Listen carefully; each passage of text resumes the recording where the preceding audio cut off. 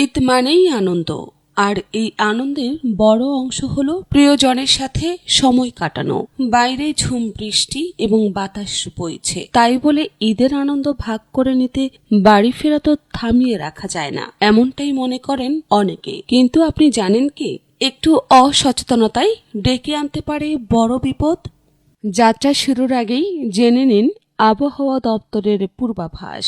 বৃষ্টির তীব্রতা কেমন হতে পারে? বজ্রসহ বাতাস ও বৃষ্টির পূর্বাভাস থাকলে যাত্রার সময় পরিবর্তন করুন। যাত্রার সময় অবশ্যই সাথে ছাতা কিংবা রেইনকোট রাখুন। যাত্রাপথে বজ্রপাতের সময় খোলা জায়গা বা গাছের নিচে ভুলেও আশ্রয় নেবেন না। নিরাপদ কোনো পাকা ভবনে আশ্রয় নিন। বাসের ছাদে, ট্রেনের ইঞ্জিনে বা অতিরিক্ত যাত্রীবাহী লঞ্চের ছাদে জীবনের ঝুঁকি নেওয়া থেকে বিরত থাকুন। ঈদের সময় লঞ্চ ঘাটগুলোতে ভিড় বেশি থাকতে পারে। তাড়াহুড়ো বা জীবনের ঝুঁকি নিয়ে অতিরিক্ত যাত্রীবাহী গাড়িতে বা লঞ্চে উঠবেন না। ঈদ যাত্রায় শিশুদের ও বৃদ্ধদের প্রতি বিশেষ নজর দিন।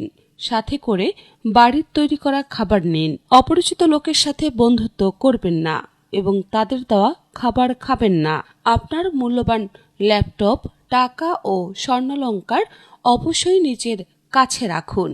পাবলিক পরিবহনে সবসময় সতর্ক ও সচেতন থাকুন। সতর্কতা আর সচেতনতাই পারে আপনার ঈদ যাত্রাকে নিরাপদ ও আনন্দময় করতে। জনসচেতনতায় রেডিও মেঘনা ৯৯.০ FM।